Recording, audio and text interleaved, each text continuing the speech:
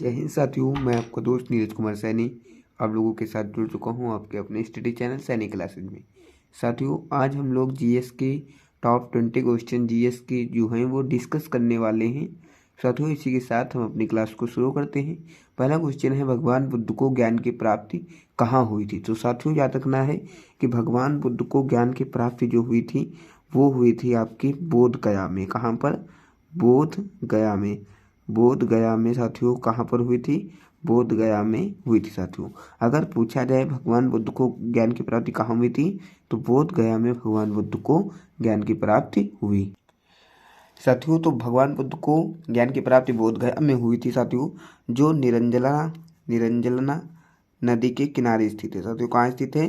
निरंजला नदी के किनारे स्थित है। और साथियों, भगवान बुद्ध को जो ज्ञान की प्राप्ति हुई थी वो वैशाख पूर्णिमा के दिन हुई थी। कब हुई थी? वैशाख पूर्णिमा के दिन। साथियों, याद रखना है भगवान बुद्ध का जन्म ज्ञान की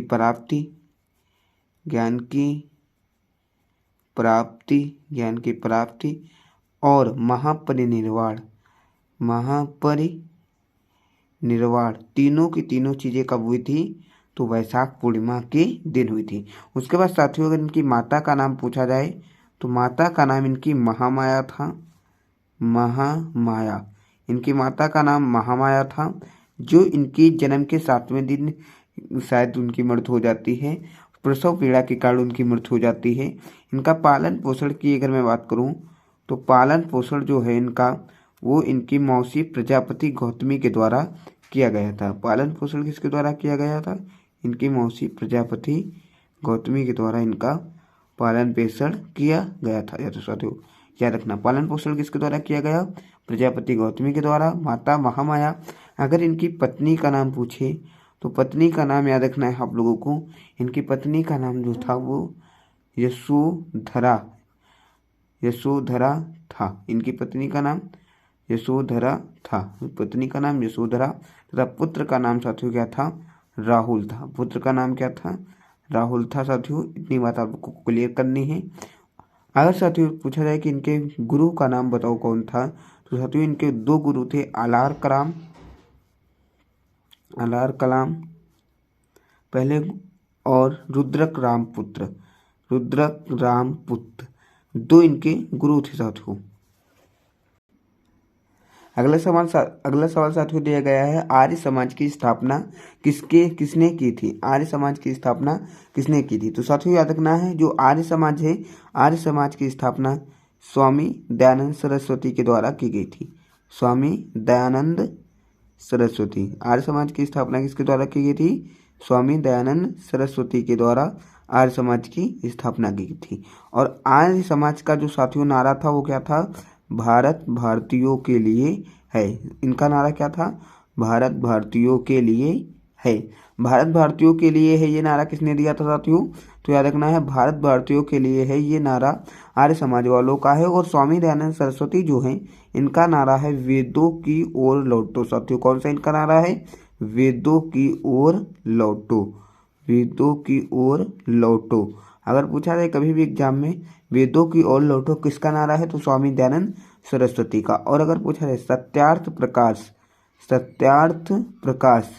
सत्यार्थ प्रकाश पुस्तक के लेखक कौन है, तो स्वामी दयानंद सरस्वती।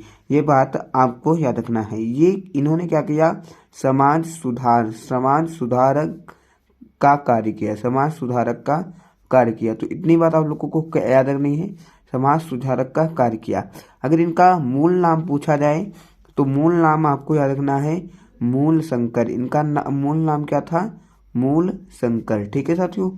अगला क्वेश्चन है कि पंजाबी भाषा की मूल लिपि कौन सी है। तो साथियों आप लोगों को याद रखना है, जो पंजाबी भाषा है, पंजाबी भाषा, इसकी जो मूल लिपि है साथियों वो है गुरुमुखी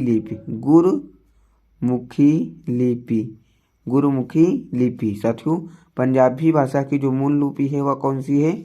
गुरुमुखी लिपि। और साथियों अगर पूछा जाए कि हिंदी भाषा की मूल लिपि बताओ, तो हिंदी भाषा की मूल लिपि आप लोगों को याद रखना है देवनागरी। हिंदी भाषा की मूल लिपि क्या है?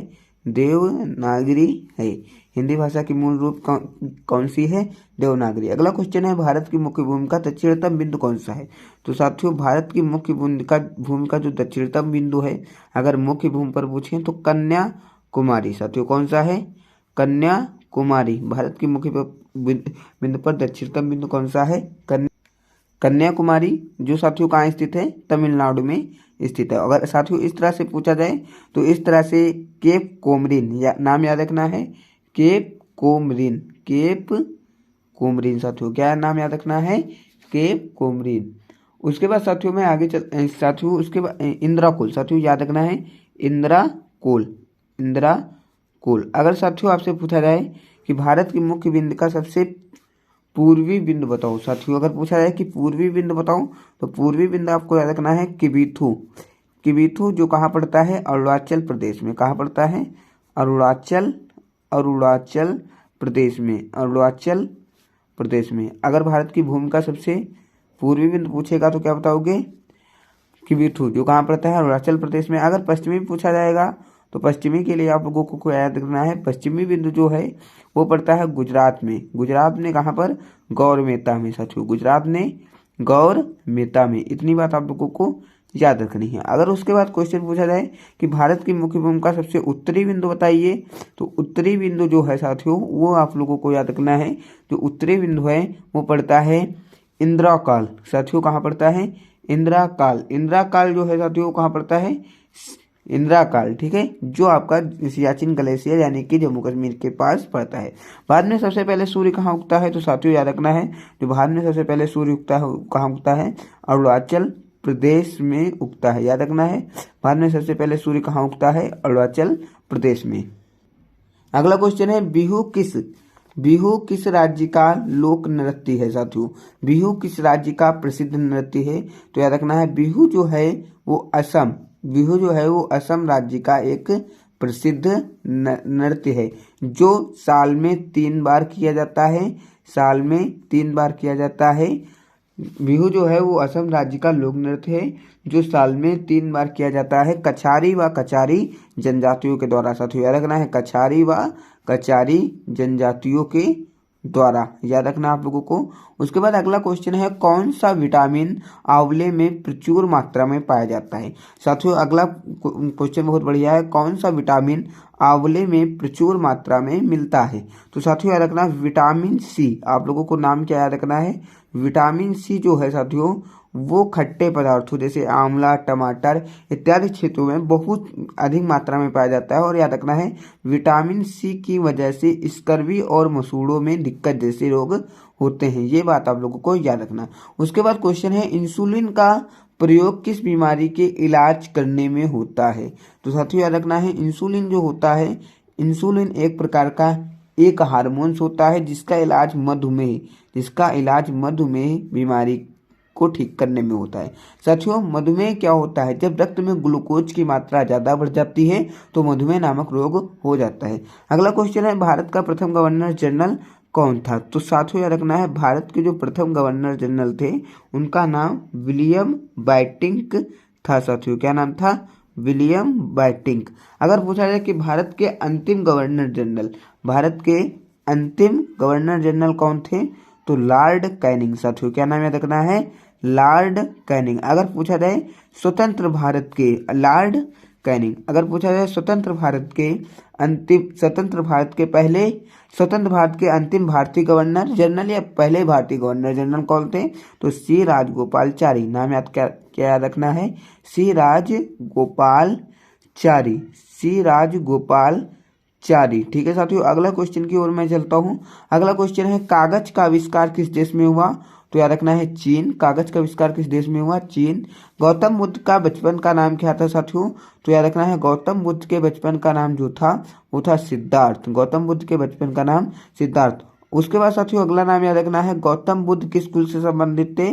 तो ये जो है गौतम बुद्ध जो हैं वो शाक्य कुल से संबंधित थे, इसीलिए इनको शाक्य मुनि कहा जाता था। अगला क्वेश्चन है भारत में सशस्त्र बलों का अध्यक्ष कौन होता है? तो भारत में सशस्त्र बलों का अध्यक्ष कौन होता है?